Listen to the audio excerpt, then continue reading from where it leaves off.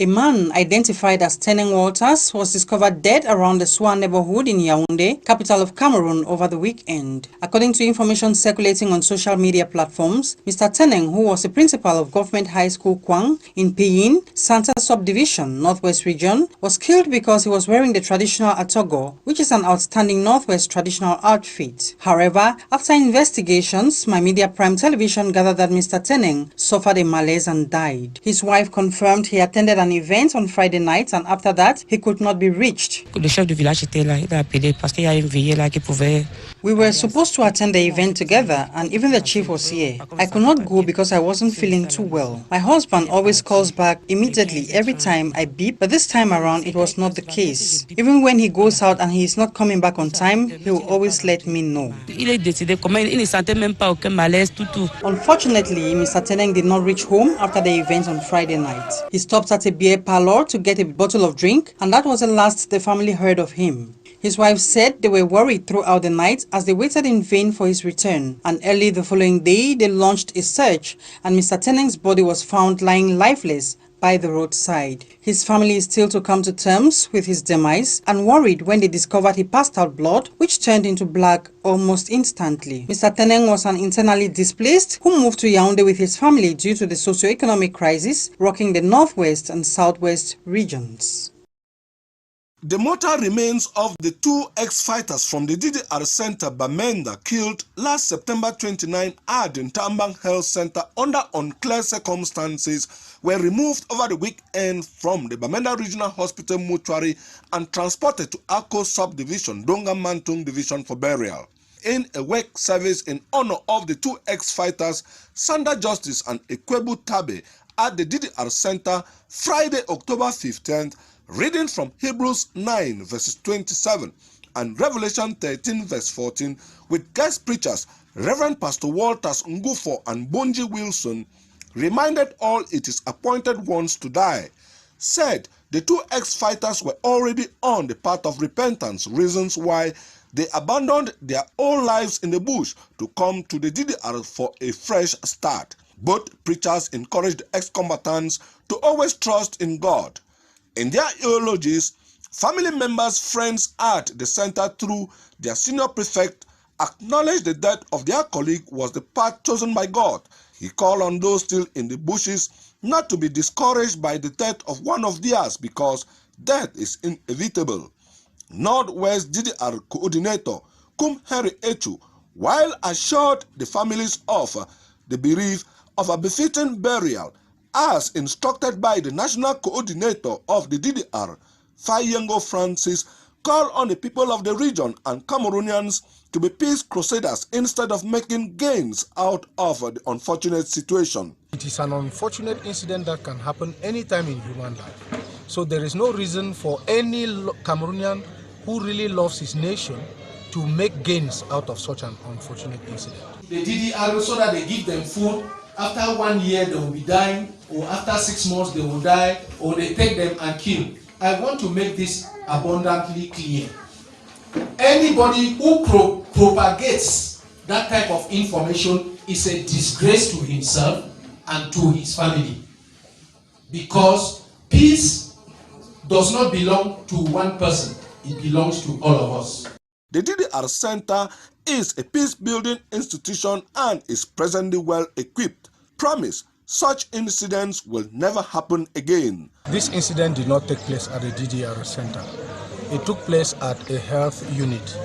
And I also want to seize this opportunity to say that the DDR is up to standards. Kum Henry, DDR Northwest coordinator, disclosed over 30 separatist fighters from the center have been provided employment opportunities by government. He has assured the new site that will host 1,000 separatist fighters is being equipped for subsequent use, and for those still in the bushes reluctant to drop their arms, to seize the opportunity and come to the DDR Center.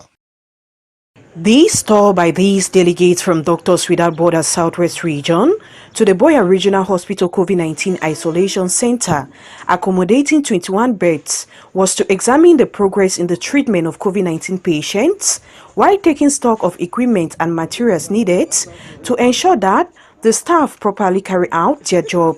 So here in Boya Regional Hospital, we agree to work together by COVID. So here actually we set up a testing point where we try to centralize all patients that in need of COVID test, and also we set up together a home-based care program where we are following those patients not in need of being hospitalized. So here in hospitalization, actually, we provide drugs, medical supplies. Also visiting the Boya Regional Hospital COVID-19 testing center, some denizens could be spotted on a queue, waiting to go through the free COVID-19 test process in order to know their statuses. Here we receive so many people who come for testing. We have observed that a lot of people who were resistant to testing are now coming, and even some. They come for voluntary testing and they also want to take the vaccine. For patients whose COVID-19 diagnoses are positive, there are two different modes of treatment, as Dr. Mukake details. We want to know the circuit of the patient. When you get in, you are consulted. When the COVID test is done, you are sent back to the doctor. If you are positive, what is it we do with you? There are two options. You either can be treated from home, or you are admitted depending on your symptoms and your comorbidities. So it is imperative that people understand that the testing and the treatment is free. While the Boya Regional Hospital is working in partnership with Doctors Without Borders through its Medicine Sans Frontières program that seeks to curb down the financial burden on COVID-19 patients by providing them with free tests and treatment, the Southwest population have been advised to make good use of the opportunity. This is in a bid to curb the 4% COVID-19 mortality rate already recorded during this third wave of the pandemic.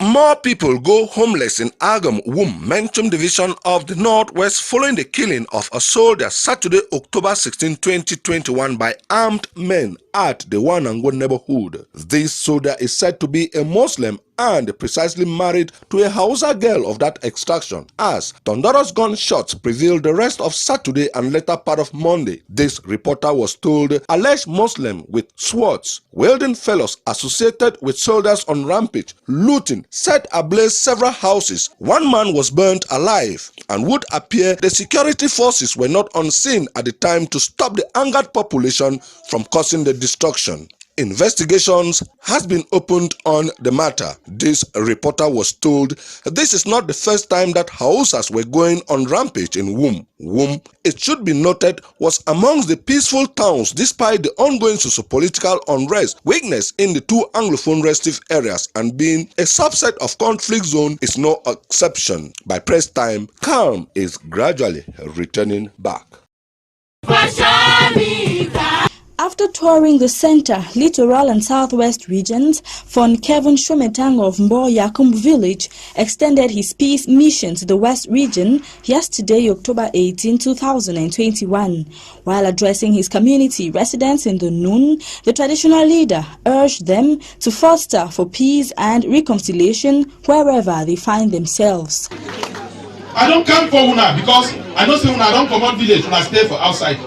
In the days ahead, when that peace go to come back, I shall say next time we don't meet up again at Fiena for village, we will meet up. I say we don't hurt each other in one way or the other. May we be open up for reconciliation.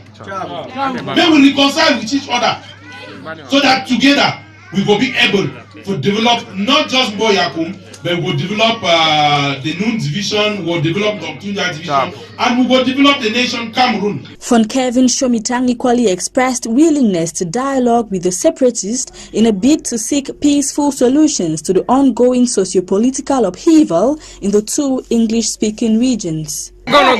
So this coming where I don't come, now for challenge all we make we be peace ambassadors wherever we find ourselves. Whether we then have a farm, we then have a business place, we then have a school, within our own compound or good side where we find ourselves, drinking spot, make we preach peace and reconciliation.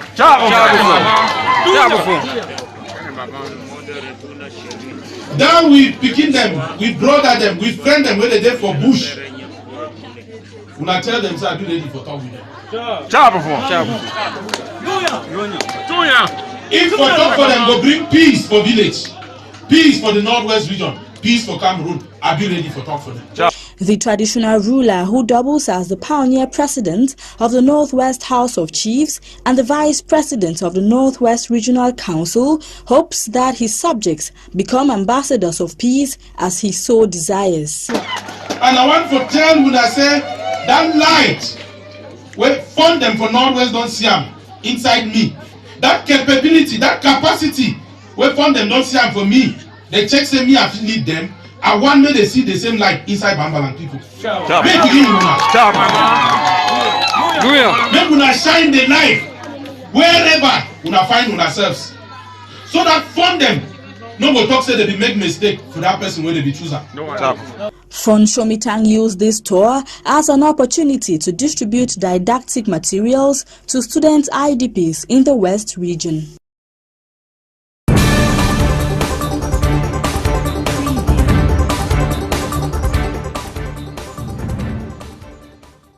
At the dawn of the 2021-2022 school year, a fresh intake of students at the Higher Institute of Business Management and Technology, HIBMT Douala, are currently receiving free career counseling and orientation sessions offered them by the institution. In strict compliance to COVID-19 barrier measures, this year's edition, like others, begins with the holding of a holy mass and prayers dedicating the institution and the academic year into God's hands, as officiated by the Reverend Father Peter Mukwali.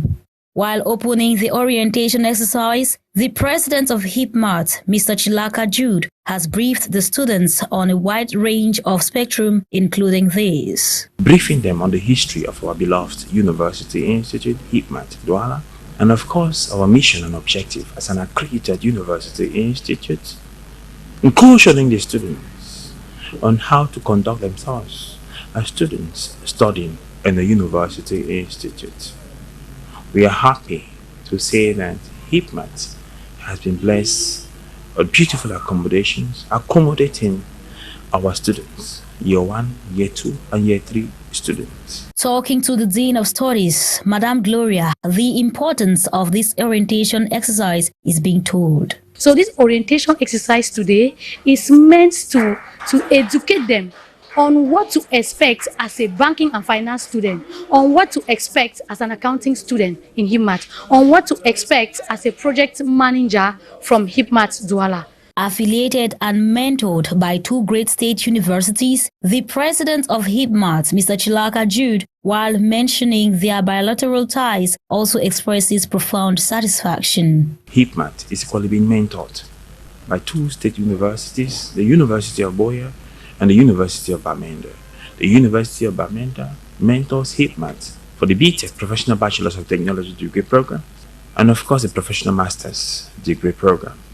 The University of Boya mentors HIBMT for the Classical degree program for all our business programs. After being drilled by a cross-section of speakers, including a representative from the Dangote Cement Factory, amongst others, the new students say this is how far they've been transformed after today's session. Today was a good experience because it's the first day of school and the orientation is going well. They're training us, explaining us the thing of the rules and regulation of the campus. So it's a good experience, this orientation. It was constructive. I learned many things about project management, other courses. It was so interesting. The exercise, which is due to run for the next couple of days, is expected to get the students abreast with the new learning environment. Coins are becoming quite rare in Central African countries, Cameroon inclusive, as days go by.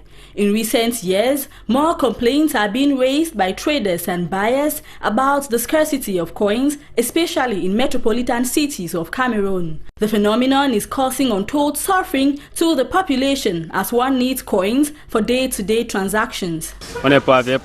We are unable to sell as we don't have coins. We really struggle, but it's not easy. Since most of us are students and do business for part-time, we don't know how we will cope with the problem of coins. Movement from one place to another is a big problem. A distance of 100 francs, for example, if you have 500 francs, it's impossible to get a taxi. You must propose the regular tariff of 250 francs or even 300 francs. Even at supermarket, when there is no change, you are obliged to add something. Meanwhile, you had already programmed your budget. Following the unprecedented shortage, the Bank of Central African States launched investigations on its possible causes earlier this year. While waiting for the outcome of the investigations, Asian investors are the principal suspects of Cameroonians. There are rumors that Chinese people came and took away coins from the country, coins of 50 and 100 francs to sell. We hope this phenomenon stops. Life is already difficult. Having to spend more than budgeted is unbearable. Chinese corporations own several slot machines in various gaming houses all over the country. Machines which are known to swallow coins of 25, 50 and 100 francs. The government, via the Minister of Finance, has on several occasions called these corporations to order. Coins are being sold at a valuable price of up to 6,000 euro per ton, reason for the massive clandestine exportation to China. Elements of the Operation Halcomi 3, Zone 3 in Gaoundere recently intercepted a heavy-duty truck from Nigeria transporting illicit goods. The truck at first sight looks virtually empty, but after a closer look and search, custom officials found out that the heavy-duty truck was transporting a good quantity of contraband goods. The goods include parts of motorbikes, which were supposed to be assembled upon arrival, non-degradable plastic bags, phones and dangerous drugs. Goods which are not good for human consumption. You have plastic bags, you have drugs, very dangerous drugs, and mobile telephones. The goods were all hidden in different parts of the truck but were later discovered after a thorough search. According to the authorities, the smugglers have become so addicted to fraudulent means of transporting illicit goods, always trying to escape custom duty. The Halcomi commander, Jude Morfo, has promised that since the smugglers have learned to fly without perching, the authorities have also learned to shoot without missing. That is to say, their eyes and ears are on the ground, making sure they get the smugglers every time they try to play smart with the authorities. Most of these goods will be destroyed because they are goods which are not authorized to enter the country. And secondly, they are goods which are not good for human consumption.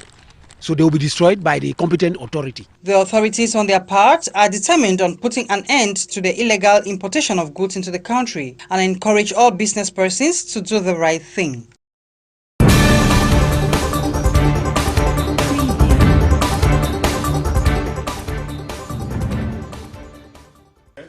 The Bamenda 2 Council, Wednesday, October 20, 2021, distributed the minimum package to head teachers of 26 government primary schools in the Bamenda 2 municipality. During the reception exercise, it was disclosed 16 of the 26 government primary schools in the Bamenda 2 Council area are functional. Apart from the minimum package, some head teachers' offices were equipped with photocopiers, printer, wool carpet, a clock, executive chairs, and other chairs, including benches.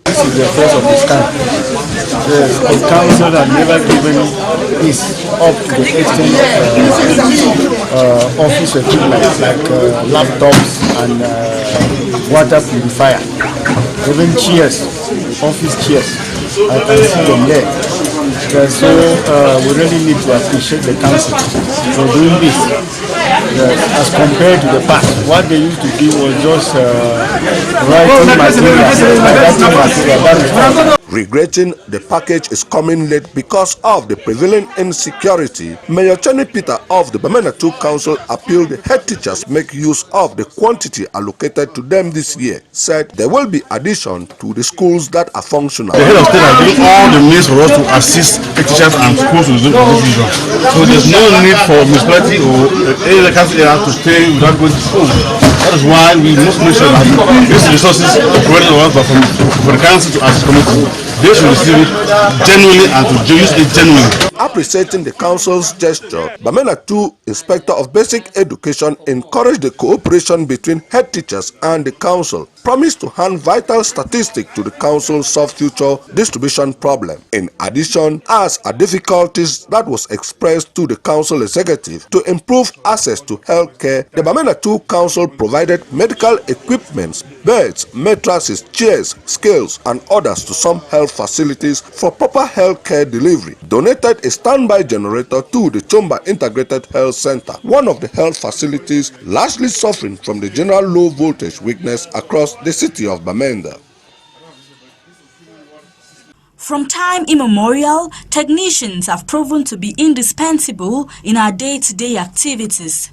However, on a scale of 10, at least one person confessed to have been disappointed in one way or the other by these technicians, be it radio repairers, fridges, televisions, carpenters, or even tailors, who do not keep to appointments and sometimes tamper with equipment. So, I think it's a syndrome that it's like a virus found in every technician's bloodstream in Cameroon, and it has brought me to the conclusion that it's an African thing. Personally, I've had so many instances where I've been disappointed greatly by technicians. Either I give a gadget for repairs and he renders it unrepairable. I've had such instances, laptops, and you name a few. I gave my furniture to a carpenter. The day he asked me to come and collect it, he did not deliver it on time. He delivered the furniture 6 months after the command. What he did was not even what I asked him to do. I already have a bad image of all carpenters. Not just one. Many technicians especially tell us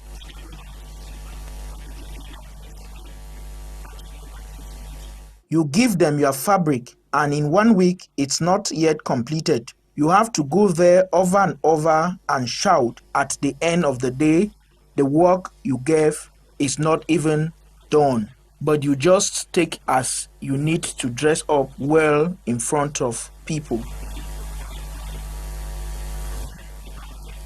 Most customers who have been victims of such instances blame it on the dishonesty of the technicians, and the only way out is to play the game. When you need a service, it is preferable to place your order but not give money at the beginning so that you don't put yourself under pressure, or you give days before, because when they are under pressure the work is not done well and the technicians will do it as they like. So don't give money and don't put them under pressure.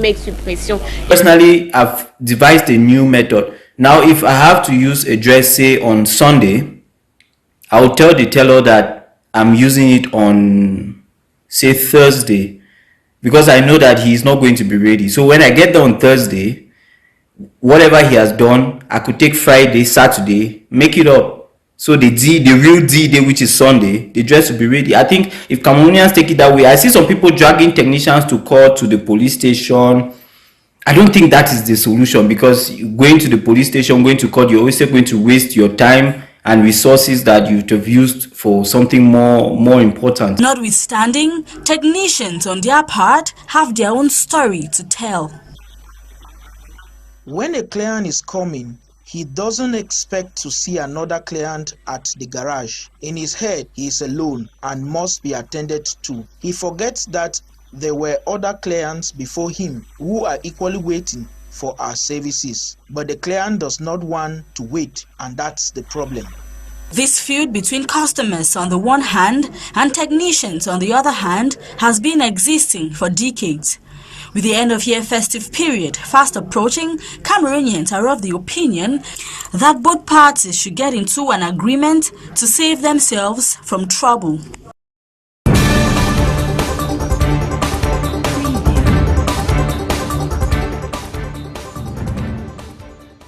It is the official resumption at the Higher Institute of Business Management and Technology, HIBMT Boya, where close to 400 new Year 1 students are currently being drilled in an orientation and career/course exercise. As an institution strongly built on Christian and moral values, the event begins with the holding of a holy mass officiated by the Reverend Father James, inviting the students to be more focused on God while nullifying all evil forces.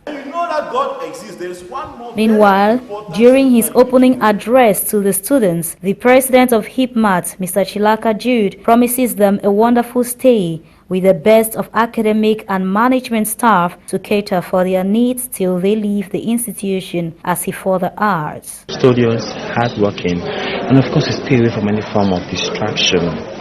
Moliko is a beautiful place. Our institution, being in the heart of Moliko, is equally there with an objective and of course a mission to train and to empower young professional accountants, bankers, managers, and engineers.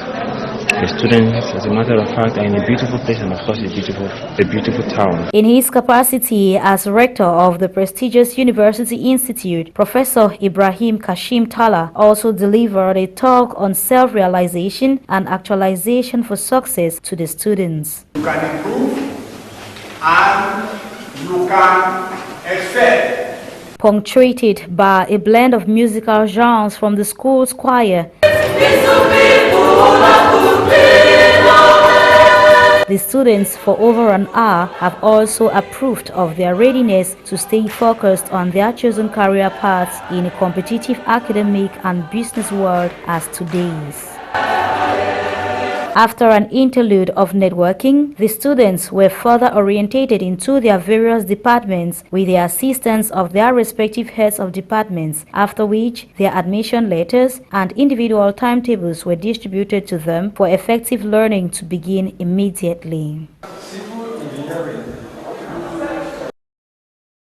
The Bamenda 3 Council, in a press briefing with journalists October 21, 2021 at the council chambers to launch the first ever upcoming festival dubbed Festival of Heritage and Culture to bring all together under the theme Reconnecting to Our Roots, Reviving Culture and Enhancing Peaceful Coexistence and Socio-Economic Empowerment of Bamenda 3 Municipality through question and answers. Be you from any other culture in any other region or any division of the region, you are free to register and participate in the cultural festival, because the cultural festival is for the resident of all the people of Bamenda 3 municipality. Mayor Fongo Kletos of the Bamenda 3 Council said the past 4 years, people of his municipality and the region's mind have been shifted towards crisis. The upcoming cultural week to run from November 6th through 28th with the ongoing crisis, the people of Bamenda 3 municipality will feel another aspect of life which is not related to crisis but reviving cultural values for the socio-economic empowerment of Bamenda 3. There is nobody that does not have a culture.